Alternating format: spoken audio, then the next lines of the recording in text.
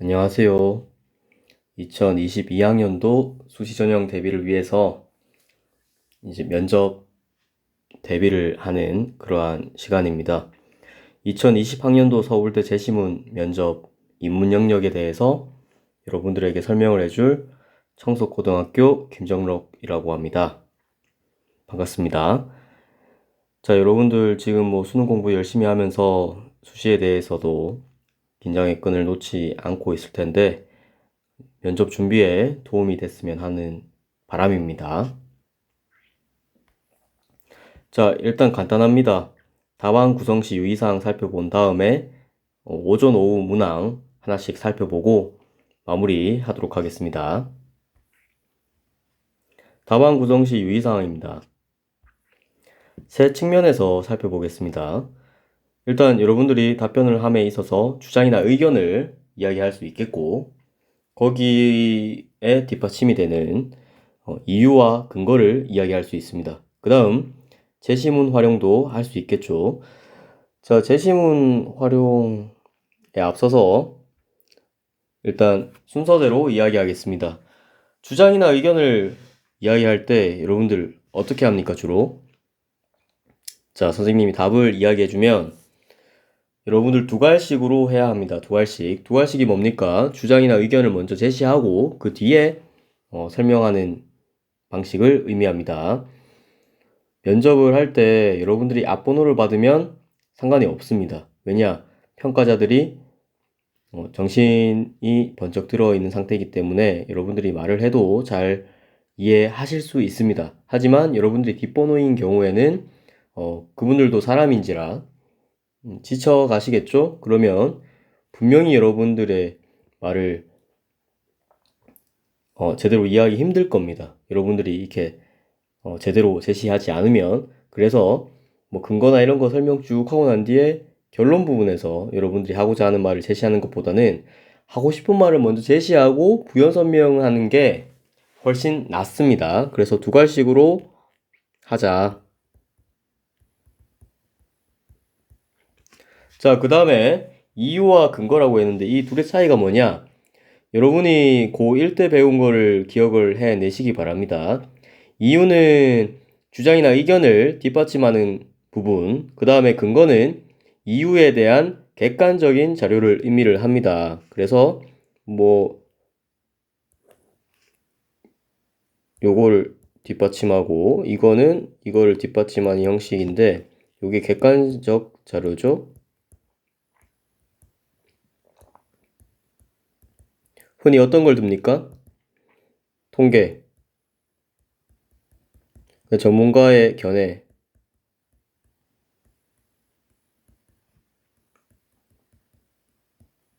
그리고 사례, 이렇게 진행이 되죠. 자, 여러분들 이러한 답변을 구성할 때 이 면접은 제시문 면접입니다. 그렇기 때문에 제시문의 부분들을 활용을 해서 답안을 구성하시기 바랍니다. 자, 여기서 주장, 의견, 이유, 근거를 말씀을 이제 드릴 때 지금 대입이기 때문에 여러분들 생활기록부, 자소서 활용하는 그러한 친구들이 조금 더 나은 답변을 만들 수 있을 것이라고 생각합니다.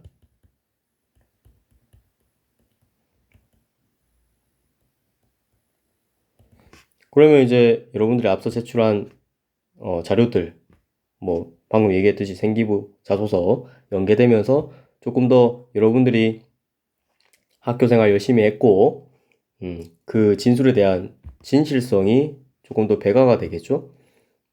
답변의 그 설득력도 훨씬 더 증가할 거라고 생각합니다. 그래서 여기서 했던 여러 가지 활동들, 그 다음에 독서 활용하면 좋겠죠. 이 활동 부분 중에서도 교과지식 활용이 상당히 좋을 것 같습니다. 왜냐하면 그 교육과정에 있는 내용을 중심으로 살펴보게 되어 있기 때문입니다. 그래서 교과지식을 활용하면 훨씬 더 좋은 인상을 심어줄 수 있다. 그 다음에 독서 부분, 자신이 고교 생활 동안 읽었던 생활기록부에 올라가 있는 책 글귀를 활용하면 좀 더 좋은 답변을 완성할 수 있습니다. 앞서 그 설명을 준비하면서 한 학생의 답안을 이제 본 적이 있습니다. 그 학생 같은 경우에는 이 본인이 읽은 책의 글귀를 활용해서 주장의 정당성을 설명했었는데 상당히 인상 깊었습니다. 여러분들도 그러한 것을 활용해서 답변을 구성하시면 좋을 것 같습니다. 자, 오전 문항에 대한 부분을 살펴볼 건데요. 자, 먼저 본문을 살펴보고 문항 정보 살펴보고 풀이를 보겠습니다. 자, 송경우는 서울 사람이다. 9살에 비파를 배워 최고의 경지에 올랐고 최고의 경지, 전문가라는 얘기입니다. 예술가로서 입지가 있다. 12, 3살에 전국에 유명해졌으며 벼슬아치들이 그의 음악을 애호했다. 정묘호란 때 전주로 피난 왔네요. 전주는 큰 도회지이지만 민생이 어려워 관가를 제외하고는 음악을 들을 수 없었다. 그런데 송경운이 온 뒤로 이곳 사람들 모두 음악을 좋아하게 되었다. 벼슬아치들도 좋아하고 이 사람들도 다 좋아하고 그렇게 되어 있습니다. 그래서 집 앞에 인파가 몰려드는데 손님이 찾아오면 그는 무슨 일을 하다가도 놓아두고 빗발을 들었다는 거죠. 손님을 중시합니다. 우선시하는 거죠. 소인은 천한 사람입니다. 이처럼 귀한 분들이 오는데 손님에 대한 인상, 이 사람이 손님을 어떻게 생각하는지 알 수 있습니다. 찾아오는 까닭은 오로지 소인의 솜씨 때문이니 어떻게 감히 연주를 지체하겠으며 진심을 다하지 않겠느냐. 진심. 그러고는 반드시 곡을 다 갖추어 연주하여 손님 마음이 협족해진 것을 느낀 뒤에야 손님을 굉장히 중시하죠. 비록 가마를 떠매고 말을 모는 아래 것들이 오더라도 역시 이렇게 대했다. 그래서 자신의 음악을 듣는 사람들을 우선시하는 모습을 볼 수 있습니다. 이런 모습을 어떻게 우리가 살펴볼 수 있을까요? 대중성이라고 할 수 있겠죠. 음악을 향유하는 사람들을 먼저 생각하니까 특히 이제 우리가 살펴볼 부분은 바로 이러한 것입니다. 벼슬아치, 그리고 아래 것들, 그리고 이 마을 사람들, 전주의 마을 사람들, 신분 고하를 막론하고 손님이라면 누군지 중시하는 이 송경운의 모습, 대중성을 중시하는 겁니다. 자, 특히 이 부분을 좀 볼까요? 손님 마음이 흡족해진 것을 느낀 뒤에야 교감하고 있습니다. 그러면 이 부분과 이 벼슬아치, 그 다음에 전주 고을 사람들, 그 다음에 아래 것들 모두를 아우르면서 중시하는 이 특성을 놓고 봤을 때 이 대중성은 소통의 문제로 확대해서 생각해 볼 수 있습니다. 그렇게 일단 기억해 두고 넘어갑니다. 자, 최북은 산수화를 잘 그렸으며 다른 색으로 하겠습니다. 독창적으로 일가를 이루었다. 이 사람도 꽤나 하는 사람입니다. 근데 높은 벼슬아치를 만났어요. 자, 그 사람이 저기 앉아있는 사람이 누구냐, 이름 뭐지? 하니까 최북이 얼굴을 치켜들고 말했다. 먼저 물어보자. 자네 이름이 뭔고? 자, 자신을 인정해주지 않으니까 바로 부정적인 반응이 나옵니다. 왜냐? 자신은 굉장히 고매한 예술적 경지를 지금 이루어냈는데 대중들이 그것을 이해해주지 못한다. 그러면 나 또한 그 사람들한테 굳이 잘할 필요가 있느냐? 약간 이러한 모습을 우리가 확인할 수 있습니다. 그런 측면에서 오만함. 한 번은 금강산에서 구룡연에 이르러 갑자기 크게 부르짖으면서 천하의 명사, 본인을 명사라고 표현해서 자부심을 확인할 수 있습니다.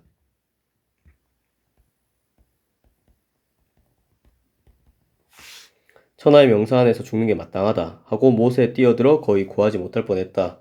자, 벼슬아치에 이어서 한 귀인이 나오죠. 최북의 그림을 그려달라고 요구했으나 뜻대로 되지 않자 장차 최북을 위협하려 했다. 소통이 되지 않습니다. 대중과 계속적으로.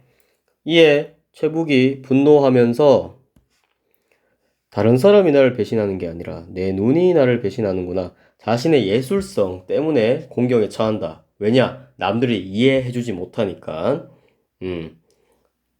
그걸 인정해주지 않으니까. 가슴 깊이. 자, 그래서 애꾼이 되었다. 최북의 풍모가 매섭구나. 왕공기족의 놀이개가 되지 않으면 그만이지? 왜 이렇게 스스로를 괴롭히느냐?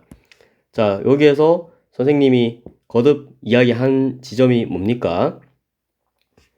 예술성, 그 고매한 예술성 때문에 대중과 소통이 잘 되지 않는 그러한 모습. 그래서 이 최북은 스스로를 약간 고립시키는 모습을 보이죠? 왜냐? 뭐 이해를 어차피 못하고 다른 세계에 사는 사람 같으니까. 그래서 이 부분에서 예술의 독자성 혹은 독립성을 우리가 생각해 볼 수 있습니다.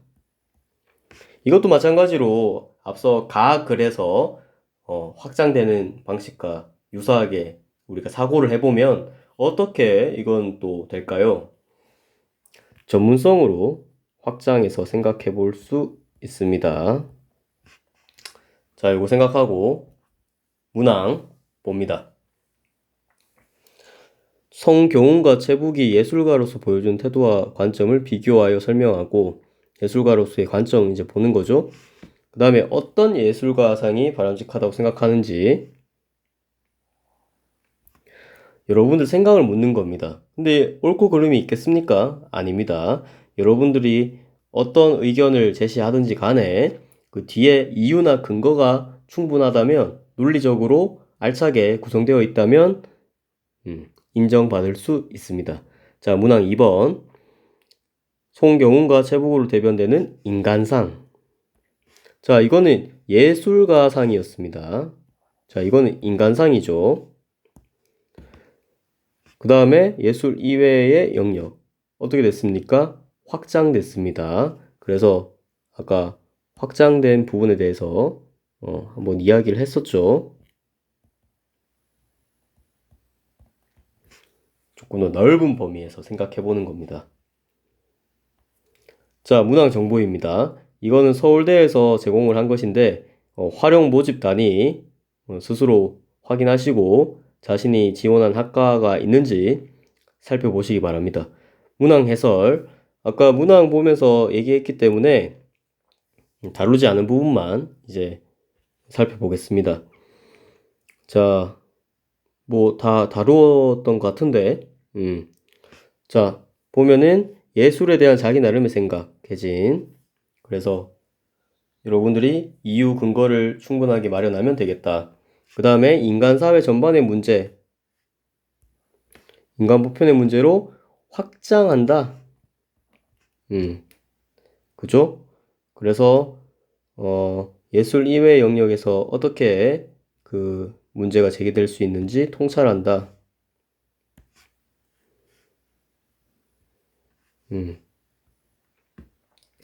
그런 부분에서 보면 되겠고, 나머지 부분 여러분들이 한번 읽어보시기 바랍니다.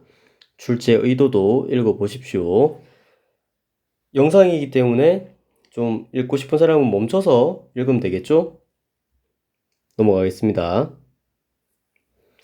자, 문항풀이입니다. 이 부분에서 나오는 답안은 선생님이 구성을 했는데요. 요게 절대적인 게 아니라는 거 아시죠? 그래서 참조하시고 암기는 하지 않으셨으면 좋겠습니다. 여러분들 스스로 독창적인 답안을 구성해 보십시오. 이 사고의 흐름만 살펴보고 여러분들이 생각을 하는 방식에 영향을 미치길 바랍니다. 자, 잠깐만요. 자, 송경우는 아까 얘기했듯이 대중을 중시하는 태도. 자, 제시문을 활용해야 되겠죠? 왜 대중을 중시한 태도를 보이는가? 그래서 귀한 분들이라고 칭했다. 그 다음에 신분고와 막론하고 연주를 진심으로 했다. 이렇게 제시문을 활용해줘야 됩니다. 이런 문항의 경우에는. 최북을 보겠습니다. 예술가를 중시한 태도, 예술가의 독립성, 독창성, 뭐 그러한 것을 좀 중시하는 태도였죠. 그래서 예술만의 독자적인 영역이 있다. 아까 얘기했었습니다. 그래서 어떠한 부분에서 볼 수 있느냐? 신분이 높은 사람에게 반말하는 거, 자신을 명사라고 칭하는 어떤 자부심, 그 다음에 실력 때문에 어려움을 당하게 되자 이게 평범한 사람은 이해할 수 없다고 생각하고 눈을 찌르는 모습, 이러한 걸 통해서 최북의 예술가상을 알 수 있다. 그러면 이제 어떤 예술가상이 바람직한지 이제 이야기해야 될 겁니다. 그래서 하나씩 하나씩 이제 보여주겠습니다. 다만 자 이렇게 끊어 볼게요. 뭡니까? 주장, 그 다음에 어떤 뭐 요거 아까 얘기했던 거에 의하면 이거는 뭐 하나 이유라고 볼 수 있죠. 근거라기보다. 자, 이거 주장, 이유. 자, 넘어갑니다. 자, 송경훈의 입장을 선택했을 때 답안을 구성해 봤습니다. 자, 송경훈은 붉은색으로 합니다.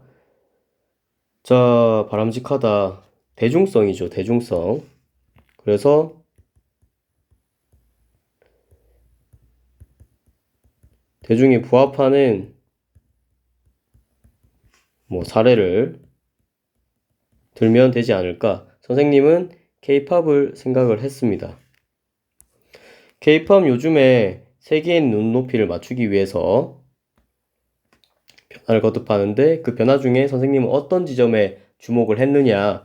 해외 작곡가들 이렇게 영입해가지고 그 작곡 자체를 세계 여러 국가에서 들었을 때 이질감이 없도록 하는 모습을 주목했습니다. 그래서 세계인의 기호에 맞는 음악, 이게 바로 대중성 아니겠습니까? 폭넓은 대중성이죠. 그래서 이제 잘 됐다. 그래서 대중과 호흡하면서 감수성을 자극할 때 예술을 발전시킨다. 자, 요거 아까 구성을 보겠습니다. 이거 주장이죠. 요거 이유입니다. 그 다음에 여기서 끊겠습니다. 뭡니까? 이거 근거입니다. 사례. 그리고 마지막에 선생님은 정리를 해주는 방식을 택했습니다. 정리는 요약, 단순 요약보다는 그 위에 있던 이야기를 받아서 간단하게 이제 요거가 불러오는 어떤 영향이나 뭐 효과나 뭐 그런 식의 결론을 한번 내려봤습니다. 자, 두 번째, 최북의 예술가상을 선택했을 때, 자, 예술의 독창성, 독립성, 자율성, 이런 것을, 염두에 두고 답안을 구성해야 됩니다.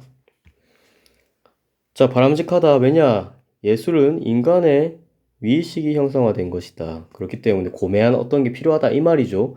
고유한 영역을 가진다. 그래서 선생님은 이 무형유산을 예로 생각해 봤습니다.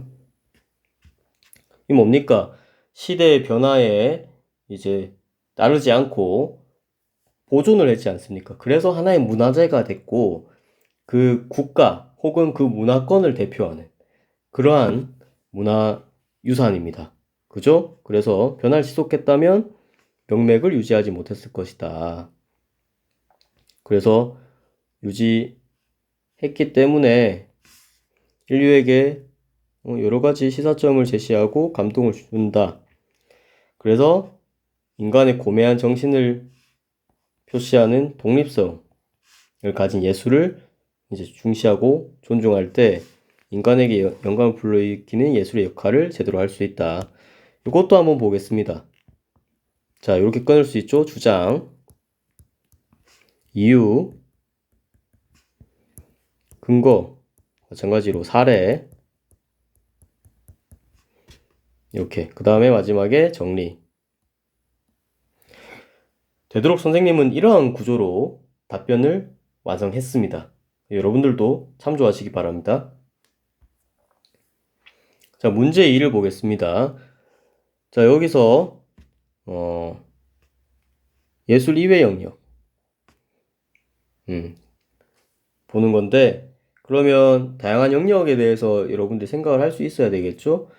선생님은 지금 특정 사람의 생기부로 한 게 아닙니다. 그렇기 때문에 시사적인 거를 많이 들고 왔는데, 여러분들 같은 경우에는 가능하다면 생기부 내용을 조금 쓰면 좋지 않을까 싶습니다.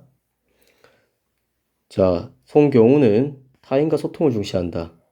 대중성에서 확장된 것을 적었습니다. 대중성이라고 하면은 확장된 느낌이 안 들죠. 그래서 선생님은 조금 더 폭넓게 넓혀서 소통이라고 이야기를 했습니다. 소통. 자, 이유를 밝힐 때 제시문을 활용했습니다. 흡족한 거.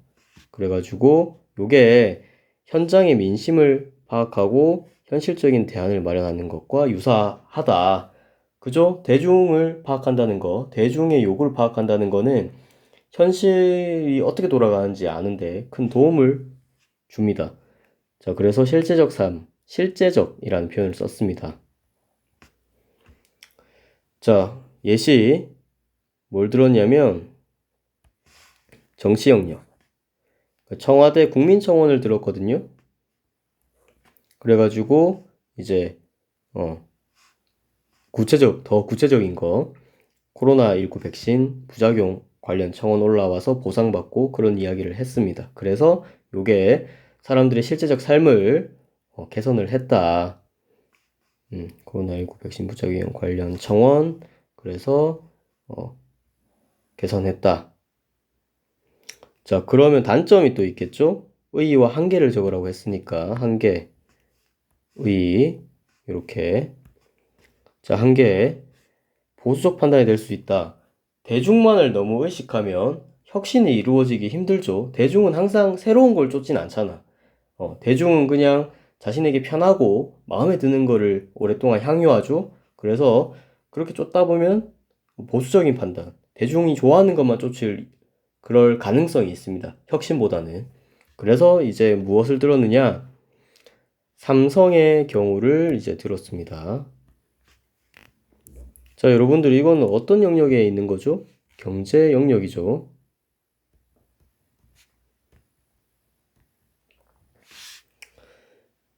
자, 그래서 이제 안드로이드 운영체제를 인수할 기회가 굉장히 오래전에 있었습니다. 하지만 삼성은 그때 폴더폰, 슬라이드폰으로 굉장히 돈을 많이 벌고 있었습니다. 세계 시장 점유율도 높았고, 그래서 모험을 하고 싶었지 않겠죠?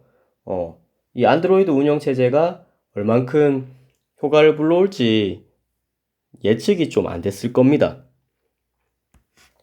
그래서 어떻게 표현했냐면, 성장 동력보다는 이렇게 현실만 봤다. 요게 바로 폴더폰을 본 것이고,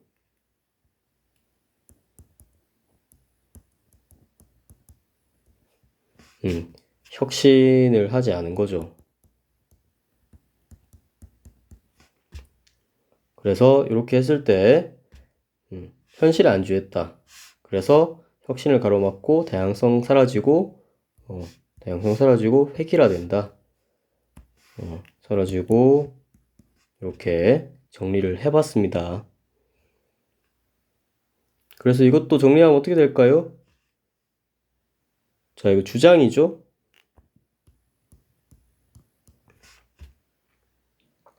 그리고 요거 아까 얘기했듯이 근거라고 볼 수 있습니다. 근거, 이유, 근거 두 개 엄격하게 구분할 수도 있지만 약간 애매한 경우에는 같이 쓰겠습니다. 그 다음에 여기도 보면 여기가 근거라고 할 수 있겠죠. 이건 주장이고. 자, 넘어갑니다. 자, 그러면 최북 같은 경우에 자, 의 한계 이렇게 갑니다. 자, 전문성을 중시한다. 독창적인 일가를 이룬다. 그 제시문을 좀 활용을 했습니다. 제시문 활용. 자, 오만하게 걷는 거는 전문성의 폭과 깊이를 심화시키고 독립성을 강화를 하고 요게 이제 어떤 긍정적인 역할을 한다는 거죠. 어떤 특정 영역이 발전을 할 수 있잖아. 그래서 선생님은 장인정신을 예시로 들어봤습니다. 장인정신. 요거 뭡니까? 경제 영역이죠. 경제 영역.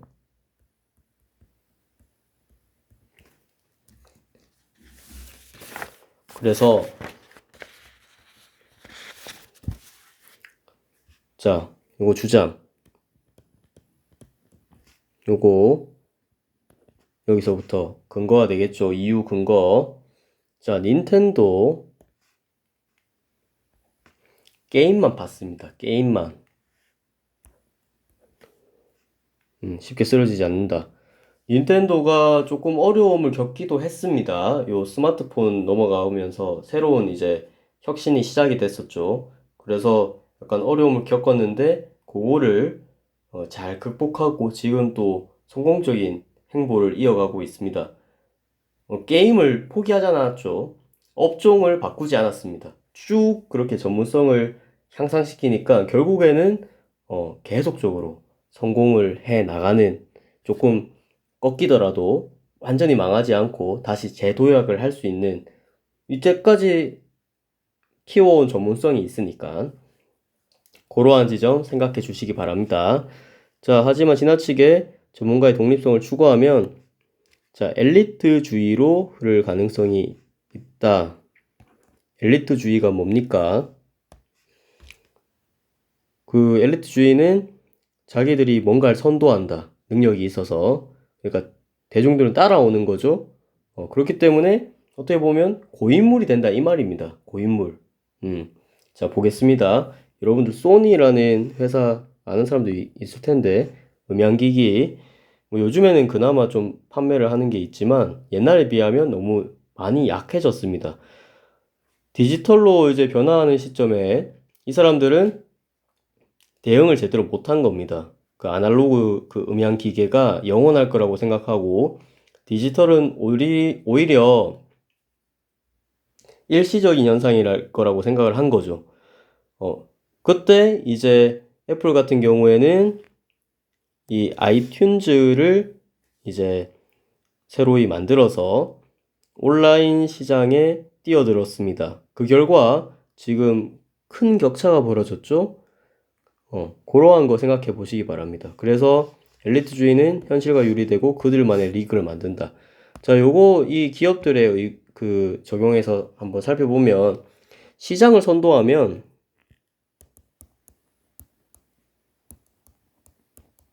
우리가 전문성을 갖고 있다고 이제 생각하게 됩니다. 그러면은 대중의 의견은 전문적이지 않으니까 약간 무시하게 되는 거죠. 자신들을 너무 과신하게 돼서.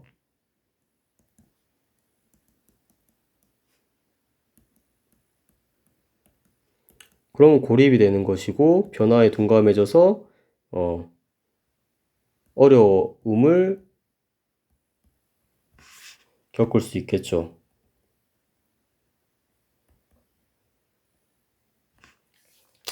여러분들 이러한 것들을 생각해 보시기 바랍니다. 그래서 요것 또한 마찬가지로 그 구조를 갖고 있죠. 주장, 근거, 주장, 근거, 뭐 이유, 뭐 그것까지 포함해서 이건 이렇게 끊을 수 있습니다. 자, 오후문항에 대해서 또 살펴보겠습니다. 자, 오후문항. 자, 신에 대해 아무 의견도 갖지 않는 것이 잘못된 의견을 갖는 것보다 낫다. 전자는 불신이고 후자는 모욕이며, 자, 이제 표시해 볼까요? 자, 보자.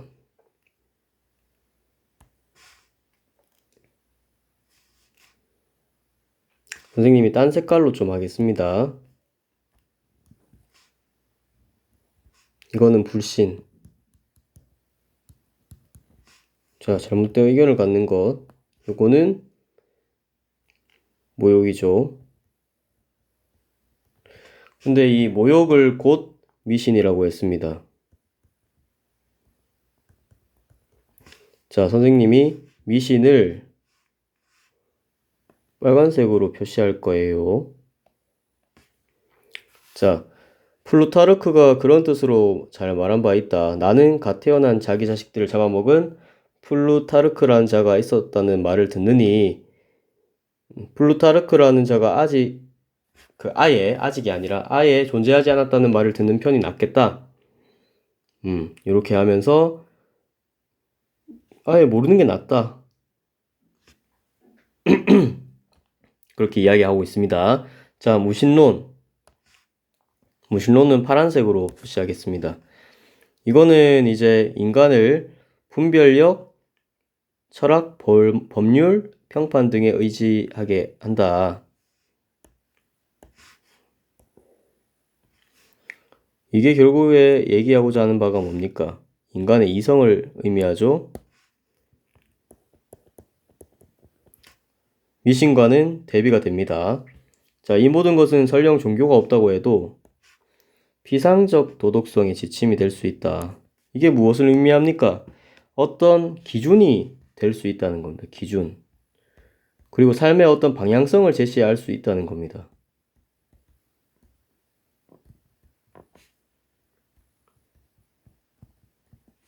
그죠? 반면에 미신은 모든 것을 끌어내리고 절대왕정을 세운다. 이 절대왕정 무엇을 의미합니까?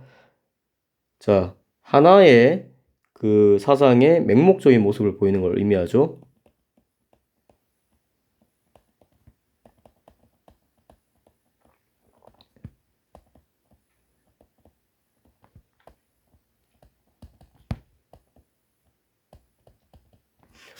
무신론은 더 먼 곳을 향하지 않음으로써 인간을 자중시킨다. 더 먼 곳을 향하지 않음으로써 인간을 자중시킨다. 이성적인 판단을 할 수 있게 한다. 그러면 이 더 먼 곳을 향하게 하는 것,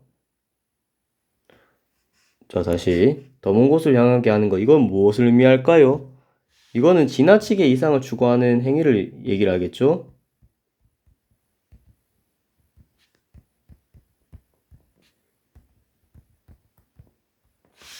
그래서 이 미신의 특성을 잘 보여줍니다. 자, 그래서 이 무신론은 국가를 혼란에 빠뜨리지 않습니다. 하지만 미신은 혼란을 야기하죠.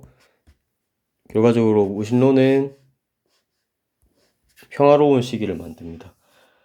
자, 다시 무신론은 인간의 이성을 자극합니다. 그래서 평화로운 시기를 만든다. 하지만 미신은 하나의 사상에 이렇게 몰두하게 만들고 매몰되게 만들어서 맹목적인 모습을 만든다.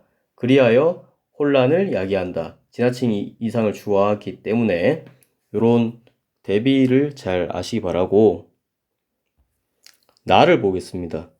자, 깨어있고 효율적인 지성의 체계에 수많은 편견이 만개하도록 내버려 둔다. 자, 그런 체제는 편견을 억압하려는 어떤 시도도 하지 않는다. 편견을 억압하는 것, 이거는 모두가 똑같은 편견, 권위를 지닌 자의 편견을 공유하도록 강요하는 일이다. 자, 그래서 이건 부정적인 거죠. 그래서 권위를 지닌 자의 편견을 공유하도록 강요하는 일이 편견을 억압하려는 시도입니다. 자, 편견인지 아닌지를 객관적으로 구별하는 것, 편견을 선명하게 정의하는 것은 사실상 불가능하다. 자, 객관적, 힘들고 선명하게 힘들다. 지성의 다원주의. 자, 이것도 좀 치겠습니다. 수많은 편견이 만개한다. 자, 지성의 자본주의. 다시. 지성의 다원주의, 말 실수를 했습니다. 자, 편견을 방인함으로써 사람들이 정설에 도전하고 창의적으로 사고하고 과감하게 실험할 수 있는 여지를 만든다. 자, 수많은 편견이 만개합니다. 그죠? 그래서 이렇게 되는 거죠. 정설에 도전하고 창의적으로 사고하고 서로 이렇게 충돌하면서 뭔가 새로이 만들어가는 모습을 우리가 생각해 볼 수 있습니다. 그런데 이제 요거 한번 봅시다. 해롭고 악의적인 편견. 요거는 좀 생각해 볼 여지가 있지 않을까. 자, 갈릴레오 나오고 지동설 나오는데 뭐 요거 체크해 보겠습니다. 그런 편견으로 받아들여졌다. 뭐 좀 부정적인 걸로 지금 나오네요. 그래서 색을 좀 바꾸겠습니다. 자, 탁월함과 편협함은 같은 동력에서 힘을 얻는다. 탁월함, 이렇게 충돌하면서 새로운 거 만들어 가는 모습. 편협함, 어떤 편견, 뭐 강요하는 그러한 모습도 있다는 점. 근데 또 상충하면서 또 새로운 게 만들어지고 그 과정을 한번 생각해 보십시오. 과정. 자, 여기서 우리가 생각해 봐야 되는 것이 무엇이냐. 권위를 지닌 자의 편견을 공유하도록 강요하는 일. 여기서 뭔가 떠오르지 않습니까? 가에 미신이 떠오르죠. 왜냐? 하나의 사상을 강요하는 거니까. 그래서 가에 미신을 떠오르게 만든다. 그 다음에 정설에 도전하고 창의적으로 사고하고 과감하게 실험할 수 있는 여지. 이거 어떻습니까? 되게 이성적이죠. 이성. 그래서 그 앞쪽에 무신론하고 또 연결되는 고리를 우리가 생각해 볼 수 있겠다. 다양한 생각, 법률, 철학 뭐 이런 거 앞서 나왔었습니다. 자, 문항 보겠습니다. 1번. 나의 저자라면 가의 주장에 대해 어떤 입장을 취할까? 방금 연결 지어 봤지 않습니까? 그래서 그 부분에 대해서 생각해 보면서 답안을 구성해 보겠습니다. 자, 문제 2번. 적절한 사례를 논거로 들어. 적절한 사례. 여러분들이 사례를 직접 들 수 있어야 됩니다. 지지하거나 반박하시오.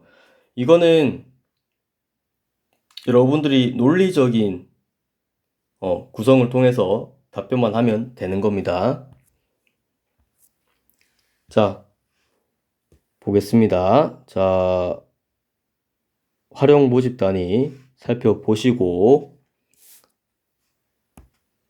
자, 가해 주장 보겠습니다. 뭐 종교가 올바른 신앙이라면 미신은 그릇된 신앙, 뭐 신앙 없는 상태다. 자, 미신은 인간을 극단적 도구마에 가둔다. 사회 혼란을 조장한다. 이게 뭡니까? 하나의 사상에 매몰되는 거죠. 반면에 무신론은 어떻습니까? 인간이 이성과 합의에 의지해 질서를 유지, 법률, 철학 뭐 이런 쪽으로 쭉 얘기했었죠. 자, 그 밑에 보십시오. 유사한 문제 제기를 하지만 결이 달라서 적용할 때 조금 오차가 발생한다. 그거를 어떻게 이제 해결해 나가는가, 접근해 나가는가를 보겠다라고 되어 있습니다. 그 밑에 자, 나 주장 보겠습니다. 객관적 기준은 존재하지 않는다. 그 다음에 특정한 편견을 억압하는 것은 동일한 편견을 강요하는 것이다. 위에 극단적 도구마랑 연결이 좀 되죠. 진정한 혁신은 다양한 편견을 허용할 때, 자, 법률, 철학, 뭐, 그리고 또 뭐가 있습니까?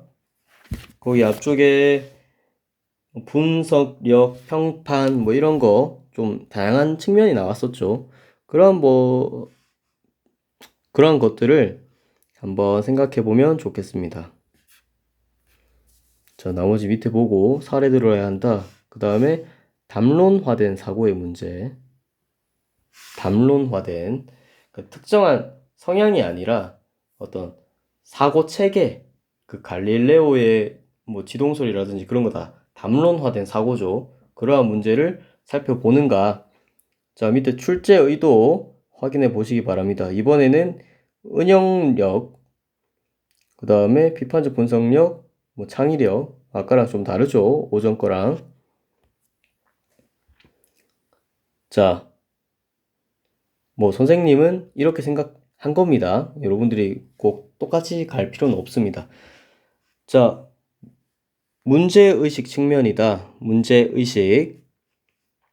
일단 지지한다고 했죠? 이거 자체가 주장입니다. 그러면 이 두 가지 측면은 이유가 되겠죠.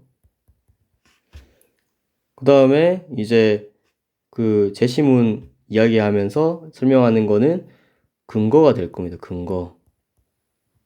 그죠? 이 다 근거란 말입니다. 앞에 이제 문제의식 측면, 제안 내용 측면 이건 다 이유고. 자, 보면은 자, 하나의 사상이나 이념이 인간의 삶을 구속한다. 미신.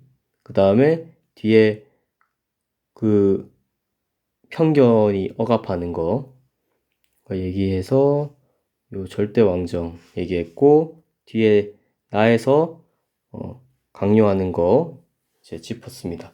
자, 제안 내용 측면. 다양한 사고의 가능성 강조한다. 가에서는 무신론이 이렇게 이야기한다. 지성의 다원주의. 그래서 좀 유사한 부분이 있다. 기대 요과도 한번 언급을 해봤습니다. 기대 요과. 그래서 혼란에 빠뜨리지 않는다. 혼란에 빠뜨리지 않는다. 요거는 지성의 다원주의가 깨어있고 효율적인 지성의 체계를 만든다라는 것과 유사하지 않느냐. 이렇게 한번 연결시켜 봤습니다. 그리고 구조는 똑같죠.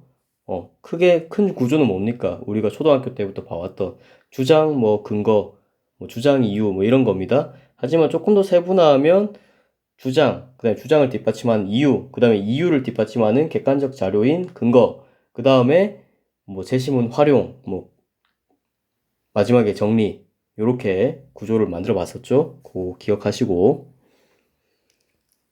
자, 지지, 반박. 지지부터 봅니다. 자, 여기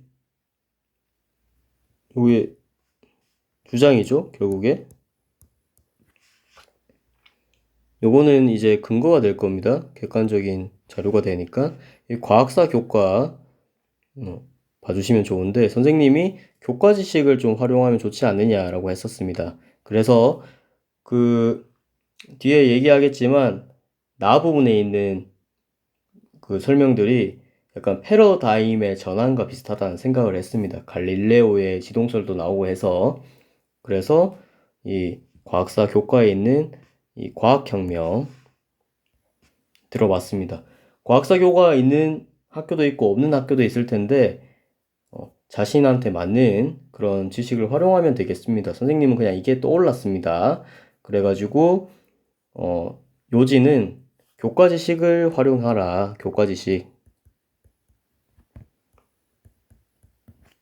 그래서 이 부분에서는 교과 지식 활용하는 것을 보여주고자 했습니다. 밑에 있는 거는 과학혁명에 대한 그 개념이 그냥 쭉 적혀 있습니다. 뭐, 이 패러다임이 지배하는 과학을 정상과학이라고 한다. 정상과학. 패러다임 설명했죠? 뭐, 과학자들이 보는 틀 같은 건데, 자, 기존의 패러다임으로 설명되지 않는 변칙적인 문제들이 연이어 등장하면 그 편견들이 이렇게 부딪히면서 새로운 게 나온 것과 유사하죠. 그래서 이걸 든 겁니다. 그래가지고 새로운 패러다임 등장하고 대체하고 그게 과학혁명이다. 그래서 이 혁명을 겪으면서 새로운 정상과학으로 대체된다. 자, 제시문이랑 연결시켜 봤습니다. 이 부분 이 부분이랑 패러다임의 그 전환이랑 앞부분이랑 좀 유사하다고 생각을 했습니다. 그래서 연결을 시켜봤고, 요게, 요거까지 연결된다. 이렇게 하고, 일단 연결시키고, 그 다음에 이제 예시를 들었죠? 패러다임의 변화에 해당하는. 특히 요거는 뭡니까? 최신문에 나왔었죠.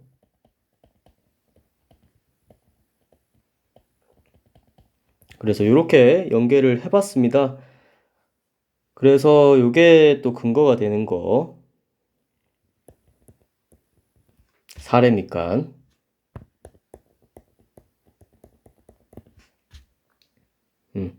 마지막에 이거 정리 부분이죠.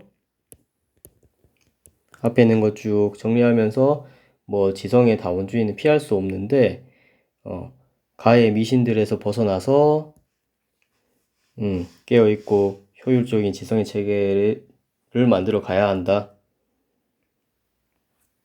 자, 반박했을 때, 자, 문제가 있다. 그죠? 문제가 있다. 주장이죠. 나머지는 근거, 이유 근거.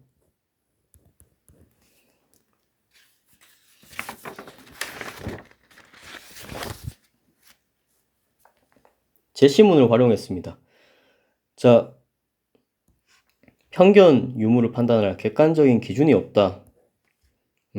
그래서 거기 보면 뭐라고 적혀 있었느냐 기억이 납니까? 앞에 이제 넘겨봐도 좋은데 뭐라고 나와 있었냐면 수많은 편견이 만개하도록 놔둔다.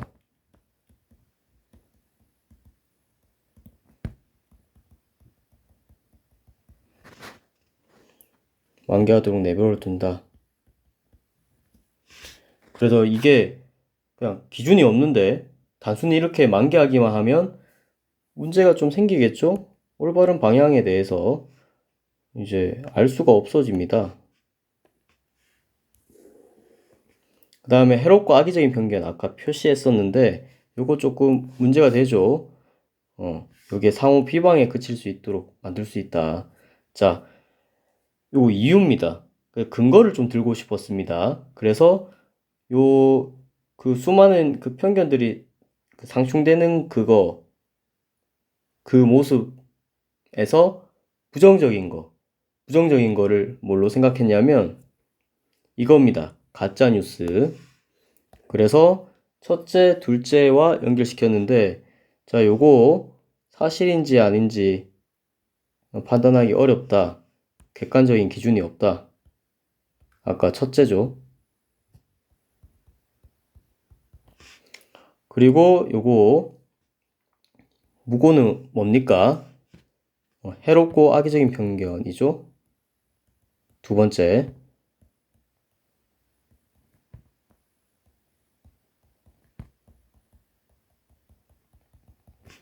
그래, 많은 사회적 혼란을 야기하고 있다. 그래서 이제 나의 주장은 받아들이기 힘들다. 요 근거. 그 다음에 이제 정리를 하는 거죠. 이렇게 주장, 이유, 근거, 그 다음에 이제 정리. 다시 받아서 하는 건데, 선생님은 대안을 이제 제시를 해봤습니다. 대안. 자, 단순한 편견들의 난립은 안 된다. 그러니까 요거를 하나의 의사소통으로 볼 수 있죠. 담론화된 사고라고 했었는데 그 담론이라는 부분에서 선생님이 하버마스를 떠올렸습니다. 마찬가지로 교과 내용이죠. 이 하버마스 같은 경우에는 뭡니까? 담론윤리, 의사소통이죠. 그래서 나에서 얘기한 그러한 부분과 어느 정도 맥이 닿아 있다고 생각을 했습니다. 그래서 이상적인 담화 조건. 자, 아까 방임했죠. 수많은 편견들이 만개하는 것을 놔둬야 된다. 근데 거기에는 뭐가 숨어 있습니까? 비판적인 사고가 없는 겁니다. 수많은 편견의 만개에는 비판적인 사고가 없는 거지. 그 객관적인 기준이 없다고 하면서, 그죠?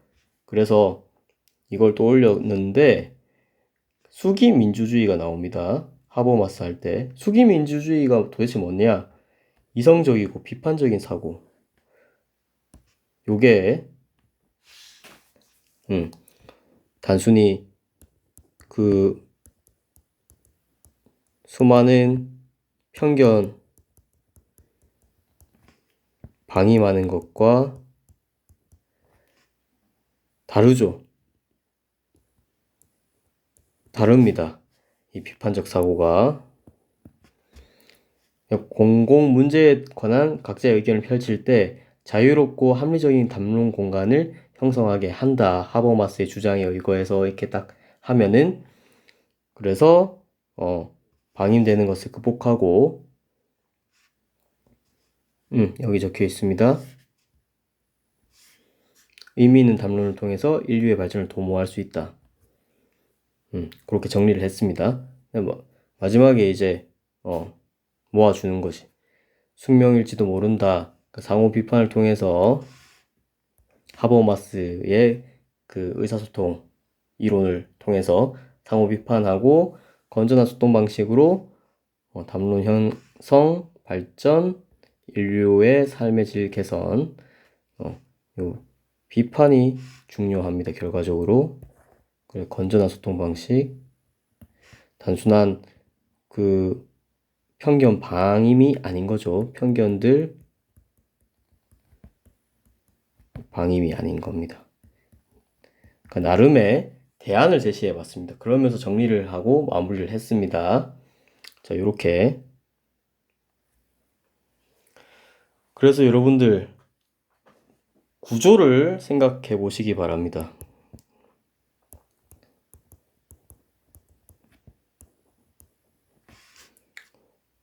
그래서 주장,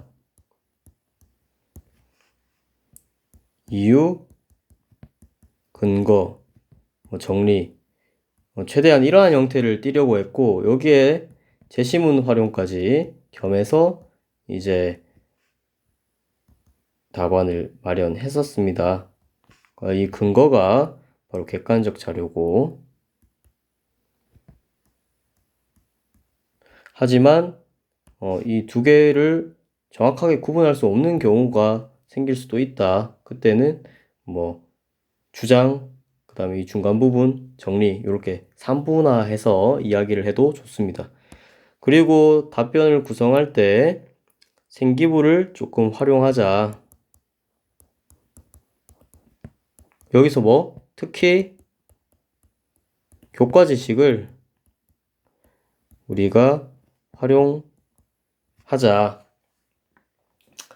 자, 선생님이 준비한 해설 강의는 여기까지입니다.